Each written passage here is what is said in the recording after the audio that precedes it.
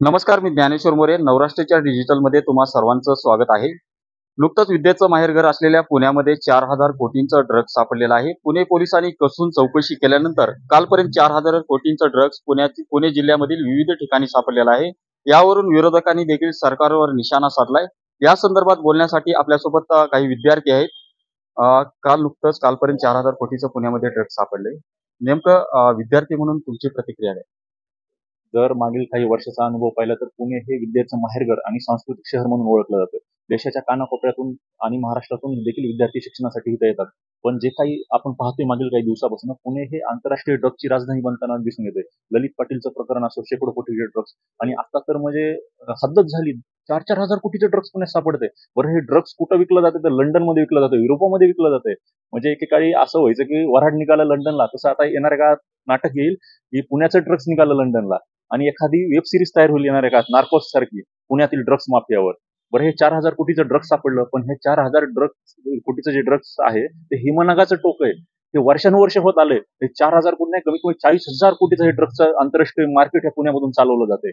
बरं, हे 4,000 कोटीच्या ड्रग्ज मध्ये तुम्ही ज्यांना अटक केली हे खालचे पंटर आहे, पण ह्यांचा पाब्लो एस्कोबार कोण आहे का त्याला तुम्ही खोके घेऊन सोडून दिलं का? बरं, मागील काही काळात पाहिलं तर पुण्यामधले जे गुंड असतील, विख्यात गुंड माफिया वगैरे, ह्यांचे मुख्यमंत्री, उपमुख्यमंत्री, गृहमंत्री यांच्यासोबत फोटो व्हायरल होत आहेत, रील्स बनतायत. म्हणजे एक प्रकारे हा ड्रग्जचाच पैसा हा सरकार फोडण्यामध्ये वापरला गेलेला आहे का? हा ड्रग्जच्या पैसा सरकारकडे ट्रान्सफर होतं का? हे देखील पाहणं गरजेचं आहे. आणि उडता पंजाब नंतर उडता पुणे हे होताना दिसतंय आणि पुण्याचीच नव्हे तर महाराष्ट्राची तरुणाई या ड्रग्जच्या विळख्यामध्ये बर्बाद होण्याची शक्यता निर्माण झाली आहे. पुणे पोलीस असेल किंवा आपल्या राष्ट्रीय तपास यंत्रणा असतील यांनी विशेष लक्ष देण्याची गरज आहे. नुकतंच पुणे पोलिसांनी गुंडांची परेड देखील घेतली होती, तरी आता गुंडावरती काय फरक झाल्याचं स्पष्ट होत नाही. त्यामुळे असं ड्रग्ज प्रकरण वाढत गेले तर विद्यार्थ्यांना याची मोठी हानी होईल. नाही, नक्कीच हानी होईल. विद्यार्थी आता ह्या तरुण वयामध्ये जर ड्रग्जचं व्यसन लागत असेल तर मग ही पूर्ण पिढी राष्ट्राची, पूर्ण देशाची युवक पिढी बर्बाद होणार आहे. तुम्ही पंजाबचं उदाहरण बघू शकता म्हणजे काय तिथं परिस्थिती निर्माण झालेली आहे. आणि हीच परिस्थिती तुम्हाला महाराष्ट्रात आणायची आहे का? बरं, पुण्यासारख्या शहरामध्ये, पुणे सांस्कृतिक राजधानी आहे महाराष्ट्राची, अख्खा देशातून इथं शिक्षणासाठी लोक येतात आणि पुण्याचं ड्रग्ज विकलं कुठं जाते? म्हणजे मेड इन पुणे, युरोपमध्ये, अमेरिकेमध्ये. म्हणजे काय आता फक्त वेब सिरीज यायची बाकी राहिली आहे की कसा ड्रग्ज माफिया इथला पुण्यातला काम करतो. आणि सगळे सरकारचे मंत्री असतील, आमदार, खासदार असतील, मुख्यमंत्री यांचे सगळे गुंडांसोबत रील्सवर फोटो व्हायरल होत आहेत. म्हणजे हे कुठेतरी साठगाठ आहे. सरकार स्पॉन्सर ड्रग्ज कार्टेल चाललं जातंय का? म्हणजे हे देखील पाहणं गरजेचं आहे. हे महाराष्ट्र सरकार, महाराष्ट्र पोलीस तपास करू शकत नाही. केंद्रीय तपास यंत्रणांनीच हा तपास करणं गरजेचं आहे, तरच हे समोर येईल. बरं, ह्याच्या मागे दहशतवादी संस्था आहेत का ह्या ड्रग्ज माफियांच्या मागे, किंवा अंडरवर्ल्ड आहे का? ह्याचाही तपास होणं गरजेचं आहे. म्हणून मी म्हणतो की पुण्याचं 4,000 कोटीचं ड्रग्ज सापडलं, पण पाब्लो एस्कोबार कुठे ह्या 4,000 कोटीच्या ड्रग्जचा, तो देखील समोर येणं गरजेचं आहे. ड्रग्ज प्रकरणाला आळा घालण्यासाठी सरकारने काय यांनी मागणी केली की केंद्रीय सरकारनं या प्रकरणाचा तपास करावा. तर सरकारनं नेमकं काय उपाययोजना करणं गरजेचं आहे? खरं तर हे फार महत्वाचं आहे की केंद्रीय उपाययोजना काहीतरी केल्या पाहिजेत, केंद्रीय समिती आली पाहिजे. कारण की पुण्यात आमच्यासारखा विद्यार्थी येतो, लाखो विद्यार्थी येतात. कशासाठी येतात? तर शिक्षण घेण्यासाठी, पुढे जाऊन स्वतःला चांगलं करण्यासाठी.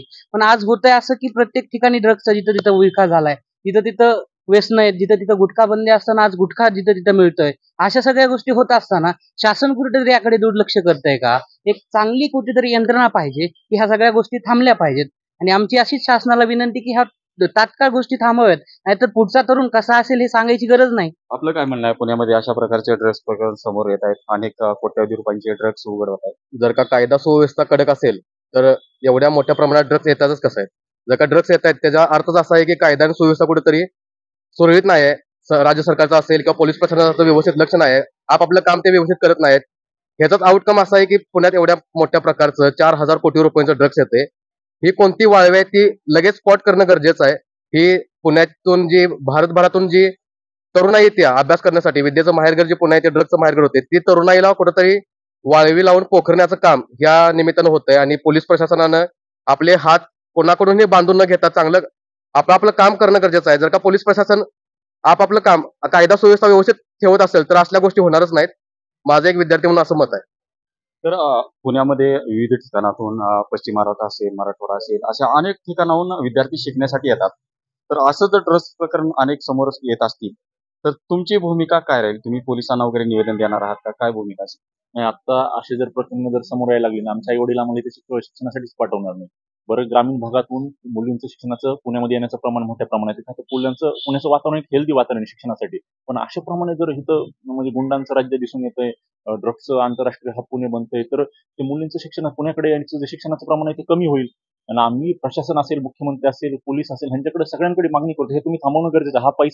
हा पैसे कमवायला भरपूर मार्ग आहेत, पण हा चुकीचा पैसा आहे. हा देश बरबाद करेल. हा तुम्ही ज्या मार्ग पैसे कमवण्यासाठी निवडला ह्या ज्या लोकांनी सरकारमध्ये असेल प्रशासनाने, हे थांबणं गरजेचं आहे. नाहीतर काय उडता पंजाब जसं झालं तसं उडता पुणे आणि उडता महाराष्ट्र व्हायला वेळ लागणार नाही. ड्रग्स प्रकरणामध्ये काही नेत्यांचा समावेश आहे असं तुम्हाला वाटतं? आणि 100% नेत्याचा समावेश आहे. तुम्ही हे बघू शकता, ललित पाटील सोबत जो आधी काही दिवसापूर्वी त्याचं प्रकरण सापडलं होतं. अनेक नेत्यांचे फोटो व्हायरल झाले होते. आणि म्हणूनच मी म्हणतो की ड्रग्स सापडलं 4,000 कोटीचं, पण त्यांचा मालक पाब्लो एस्कोबार कुठे आहे? त्याला खोके घेऊन सोडून दिले का? हे पण समोर येणं गरजेचं आहे. खालचे पंटर लोक सापडले आणि अजून माहिती कोण आहे तो कार्टेलचा प्रमुख, हे पण समोर येणं गरजेचं आहे. आता महत्वाचा प्रश्न माझा हा आहे की आता तुम्ही भूमिका काय घेणार? आता एक पुणेकर असेल, एक विद्यार्थी असेल, आमची भूमिका हीच आहे की आम्ही सरकारकडे एक विद्यार्थी म्हणून असेल किंवा नागरिक म्हणून एक सरकारवर एक मागणी करू, त्यांच्यावर एक चांगला दबाव आणू की तुम्ही हे थांबवणं गरजेचं आहे. कारण ह्याच्यामुळे पुणे आणि महाराष्ट्र पूर्ण बर्बाद होईल.